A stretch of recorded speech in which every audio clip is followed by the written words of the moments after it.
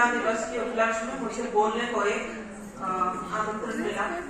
मैं खुद को बहुत खुशनसीब समझती हूँ कि इतने बड़े नेपाल के परिवार के सभी सदस्यों के बीच में बिल्कुल एक बेटी जैसा महसूस कर रही हूँ और अपने मन का सारा उद्गार आज मुझे कहने के लिए मिला है। तो मैं जितना मेरे छोटे से कार्य यहाँ पे जो कार्य काल था मेरा, तो उसमें जितना मैंने समझा और देखा महिलाओं की जो प्रॉब्लम्स आसपास में, अपने हॉस्पिटल में, अपने परिवार के और महिलाओं के बीच में जो भी समस्या हुई, या मैंने उसको कोशिश किया कि मैं उसको नहीं कि सिर्फ उसको एक परेशानी के रूप में देखूं, बल्कि उसके लिए सुझाव भी प्रस्तुत करूं।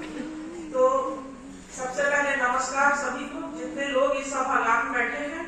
आप सब बहुत अपना कीमती समय मुझे दे रहे हैं, इसके लिए बहुत बहुत धन्यवाद। कल्पना कीजिए कि एक ऐसी रेलवे की व्यवस्था हो जहाँ हर महिला, चाहे वो इंजन चला रही हो, टिकट की जांच कर रही हो, या रेलवे के किसी ऑफिस में काम कर रही हो, या अपने छोटे बच्चों के साथ यात्रा कर रही हो, वो खुद को पूरी तरह से सुरक्षित, समर्थ और सम्मानित महसूस करे। आज मैं आपके सामने एक बाल रोग विशेषज्ञ, मानसिक स्वास्थ्य समर्थक, समान अधिकारों के पक्षधर के रूप में खड़ी हूँ। मेरा उद्देश्य भारतीय रेलवे में कार्यस्थल में सकारात्मक बदलाव लाना है। एक ऐसा क्षेत्र जहां महिलाओं की भागीदारी ऐतिहासिक रूप से ही कम रही है, लेकिन उनका योगदान छोटा नहीं है, ये बहुत अनमोल योगदान है। भारतीय रेलवे में महिलाएं दशकों से अपनी जगह बना रही हैं। महिलाएं रेलवे में ट्रेन चलाने से लेकर जटिल प्रबंधन, मैनेजमेंट पोजीशंस तक की कई भूमिकाओं में है। लेकिन क्या यह सफर आसान रहा है? एक छोटी सी घटना से शुरुआत करना चाहूंगी। आए दिन महिला कर्मचारियों से मेरी मुलाकातें होती रहती हैं। तो उनमें से एक महिला कर्मचारी जो कि ऑपरेशंस पोजीशंस में है रेलवे में, परिचालन के काम में, उनका समर्पण अपने काम में बहुत अच्छा है। वो और उनके हस्बैंड दोनों रेलवे एम्प्लॉई ही हैं और उनका एक छोटा 2 साल का बच्चा है। जब वो अपने काम पे आती हैं, तो हस्बैंड भी काम पे होते हैं, ऑब्वियसली रेलवे के वर्किंग आवर्स आप सबको पता है। वो जो 2 साल का छोटा बच्चा है उसको अपने नेबर के घर पे छोड़ के आती है, इस आशा से कि सब कुछ ठीक रहेगा। आप जानते हैं बच्चे इस पीरियड में अपने माँ और पिताजी का जो उनका साथ मिले तो बच्चों के मानसिक और बौद्धिक, शारीरिक हर तरह के विकास में बहुत असर पड़ता है। बच्चे सबके साझे होते हैं, पर माँ बाप के सबसे अपने होते हैं। ये एक रेलवे कर्मचारी की हकीकत नहीं, बल्कि हजारों ऐसी महिलाओं के साथ होता है जो रेलवे जैसी संस्था से प्रत्यक्ष या अप्रत्यक्ष रूप से जुड़ी हुई है।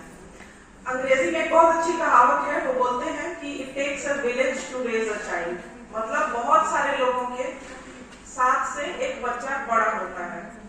मैं अपने पर्सनल लेवल में जाऊं तो मेरे माता पिता दोनों ही रेलवे के कटिहार डिवीजन में ही कार्यरत थे। हम तीनों भाई बहन इसी दौरान हम लोगों का जन्म हुआ, हम लोग कटिहार में पले बढ़े, सब कुछ हमारा इसी अवधि में हुआ। जब मेरी माँ जब ऑफिस जाती थी तो उस टाइम पे हमारी देखभाल जो है हमारी दादी और हमारे चाचा लोग करते थे, जो खुद ही बहुत छोटे छोटे थे।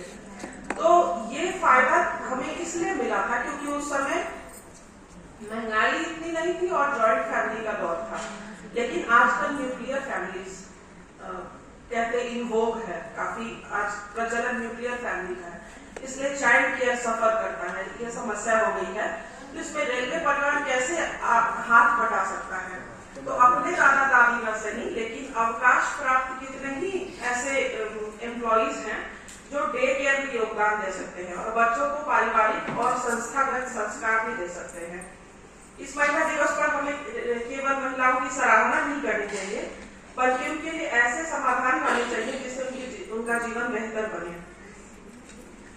सब बातें होती है एक तरफ, पर कुछ आंकड़े हैं जो कि अपने आप में ही ये कह सकते हैं कि काम कितना हुआ हमारे लिए, या हम आगे और कितना हम उम्मीद रख सकते हैं।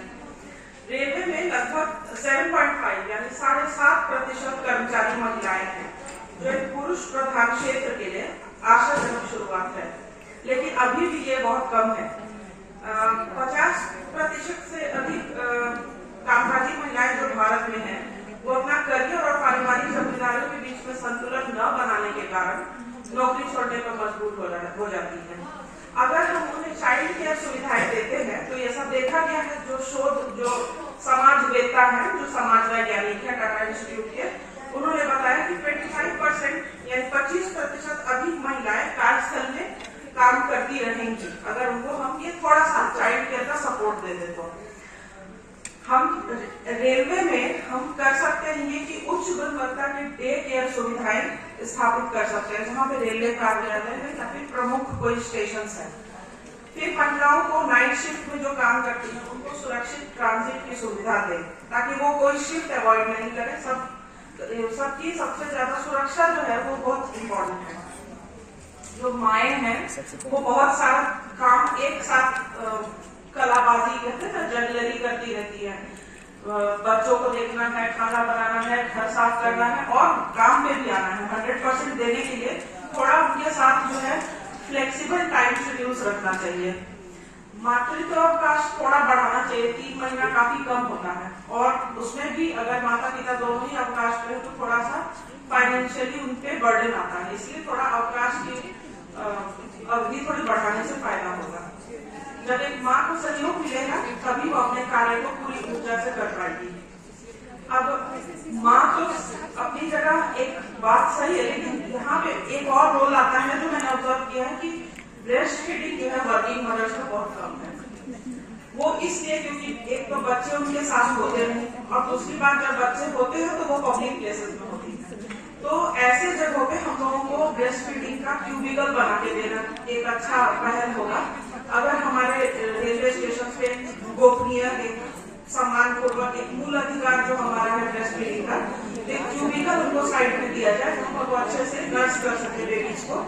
और इवन के रेलवे के जितने आपके कार्यशाला है वहाँ पर भी गार्ड है या रेलवे ऑफिसेज है, इवन हमारे हॉस्पिटल में भी नहीं है कि एक जो ब्रेस्ट फीडिंग क्यूबिकल होना चाहिए। जो मदर्स आ रहे हैं वैक्सीनेशन के लिए तो उनको एक जगह मिलना चाहिए ताकि वो बच्चों को नर्स कर सके। कोई भी माँ कभी भी कोने में जाके ऐसा असहज होके बच्चों को दूध पिलाना पसंद नहीं कर पाएंगे, इसके चलते बच्चे का एक हित का हानि हो जाता है। और एक और बहुत इम्पोर्टेंट बात जो मैं डिस्कस करूंगी वो है मासिक धर्म और प्रजनन स्वास्थ्य पर खुली चर्चा होनी चाहिए। 23% भारतीय लड़कियां मासिक धर्म संबंधित सुविधा जो है उनके पास न ज्ञान होता है न सुविधाएं होती है, जिसके कारण वो स्कूल छोड़ देती है। अनहाइजीनिक प्रैक्टिसेस के कारण सेप्सिस बहुत होता है, यानी बहुत लड़का एक खतरनाक इन्फेक्शन, जिसके कारण वो डेथ्स भी होती है टीनेजर बच्चों में।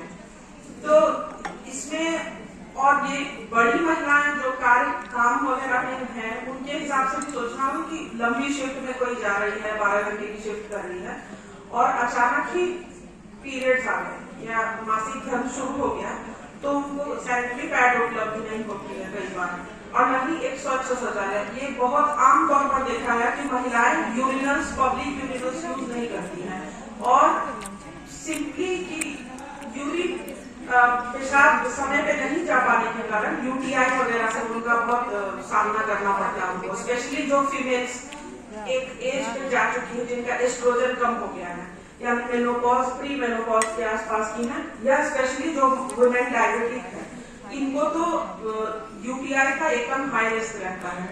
तो इस तरह की चीजों के लिए हमें जो वुमेन्स टॉयलेट है उसको बहुत ही ज्यादा साफ सुथरा और जगह जगह पे अवेलेबल होना चाहिए, देखना चाहिए कि कहाँ पे उनको सुविधा कैसे मिले।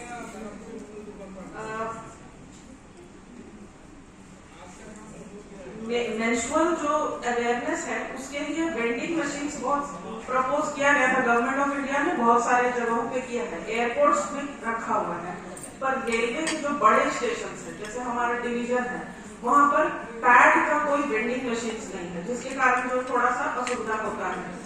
और इसके अलावा एक बहुत इंपॉर्टेंट पॉइंट मैं बोलूंगी जो मानसिक स्वास्थ्य का पहलू है। आमतौर पर जो WHO ने भी अपना हेल्थ का परिभाषा को बदला है कि healthy person is not a person जिसका सिर्फ शरीर का सारा अंग सही से काम कर रहा है, वो एक ऐसा पर्सन है जो शारीरिक और मानसिक दोनों रूप से स्वस्थ है। सिर्फ आपका हार्ट, लंग, किडनीज, आंखें, ब्रेन सब काम कर रहा है तो वो नहीं। आप भावनात्मक रूप से भी आप कितने मजबूत है, कितने आप दृढ़ इंसान है, उस हिसाब से आपका काम चलता है। समझिए कि कोई मानसिक तनाव से जूझ रहा है, वो एक लोको पायलट है। आप ये नहीं, आप उसकी जो पीएमई करते हैं उसकी आंखें सही है, उसकी सुनने की क्षमता सही है, लेकिन क्या वो सही डिसीजन मेकिंग कर पाए? अगर सडनली उसको ब्रेक्स लगाने पड़े, उसका ध्यान तो डिस्ट्रैक्टेड होगा। तो ये सारा एक मानसिक पहलू बहुत इंपॉर्टेंट है।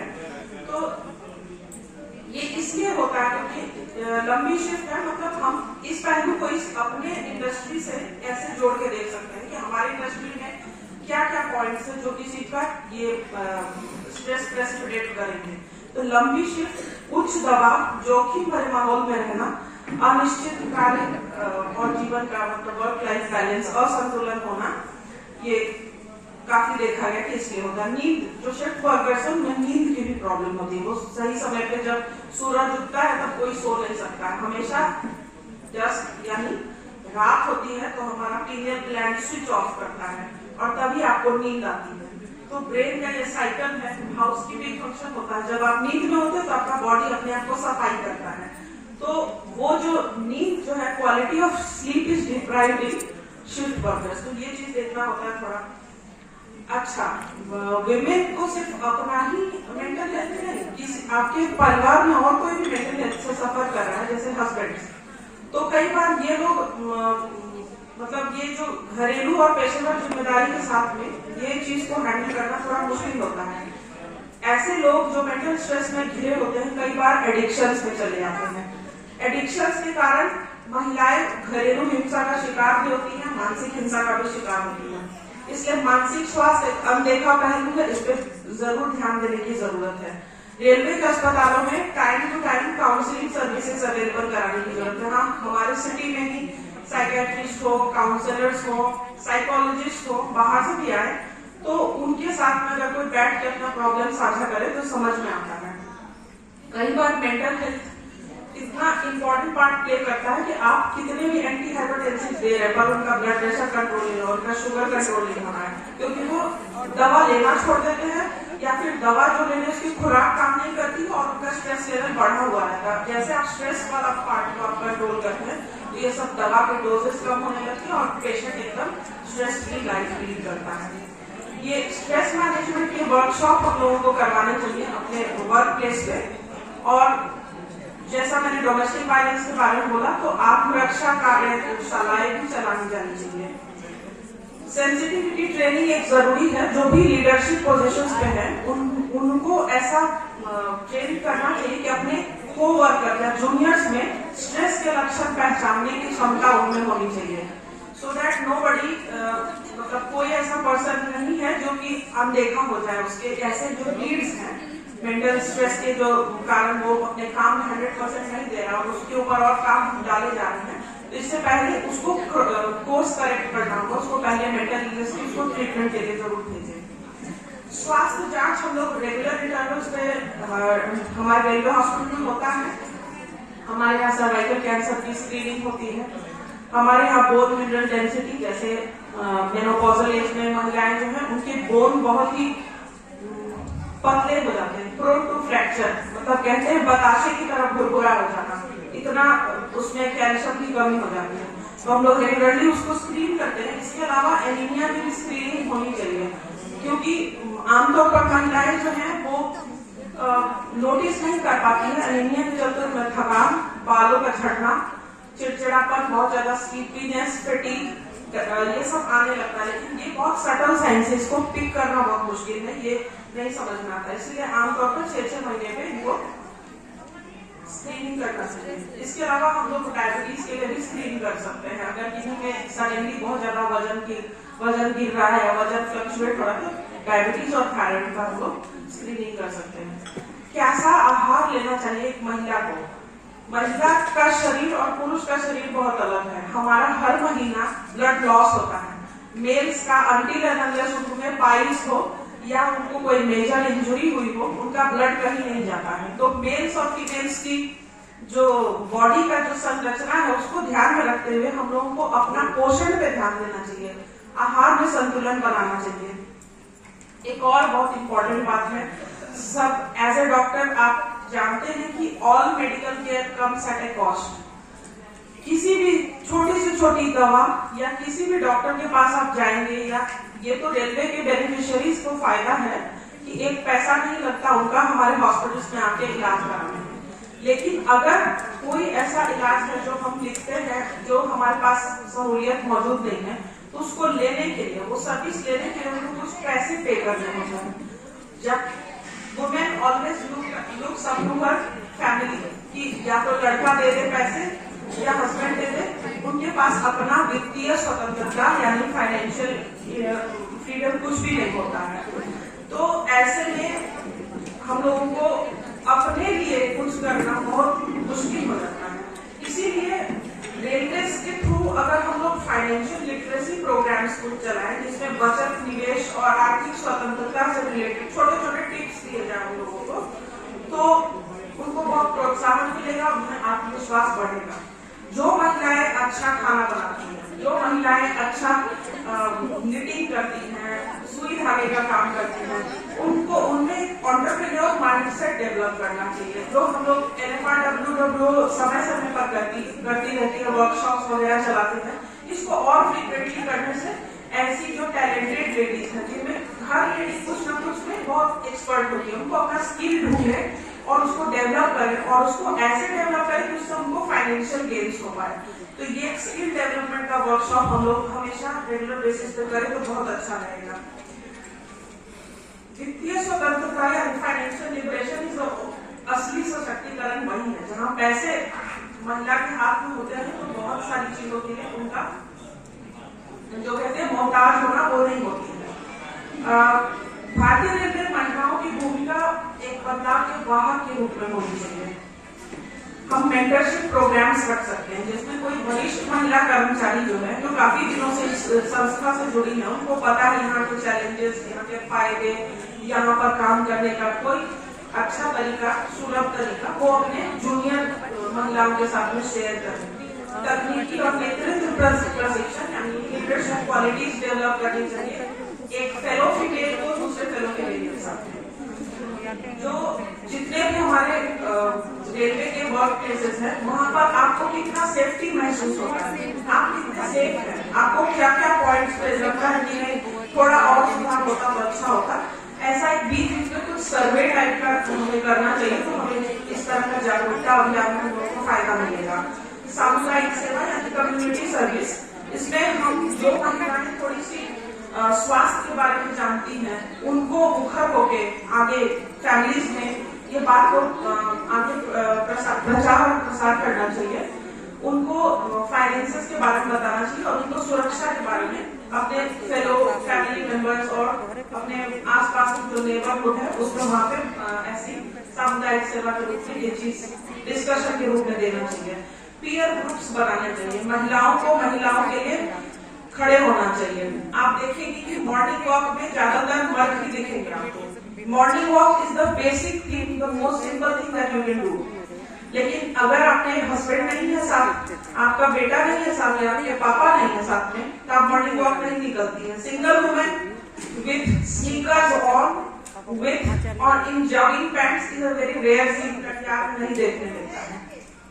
ऐसे में हम लोग क्या कर सकते हैं, हम लोग ग्रुप्स बना सकते हैं, morning walkers group, cycling group, ये सब बना के हम लोग साथ में टोली बना के निकल सकते हैं। मेनली सेफ्टी और सिक्योरिटी के पर्पज से ये थोड़ा सा देखने की बात है। हर जगह हर हिसाब से मेंटेलिटी माइंडसेट लोगों को डेवलप नहीं हुए थे, लेकिन अपना हेल्थ मेंटेनेंस बिल्कुल एक जरूरी चीज है, उसको हमें कैसे भी इस चीज को मैनेज करना चाहिए।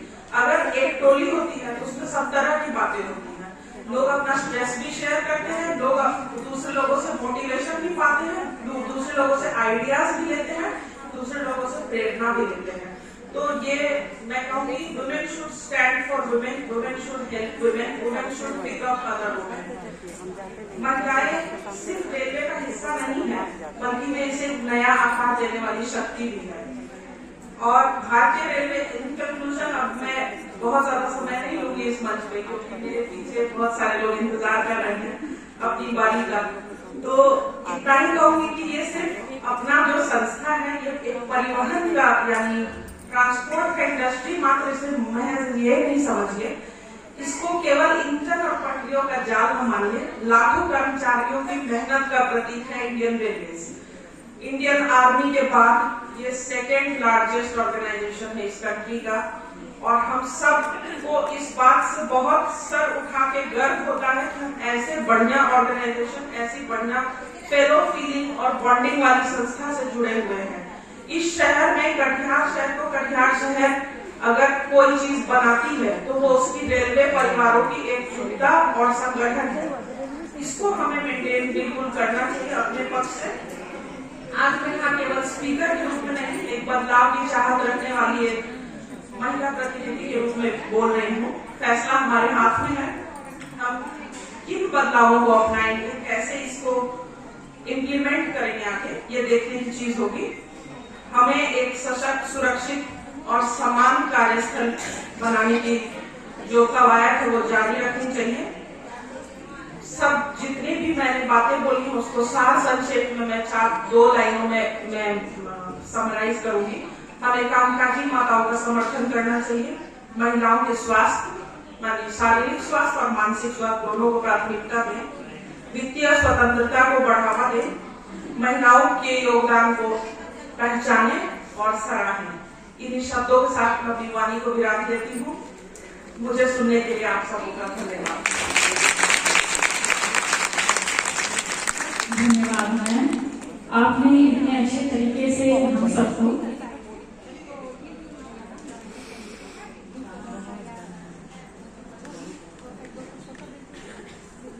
धन्यवाद मैम, आपने इतने अच्छे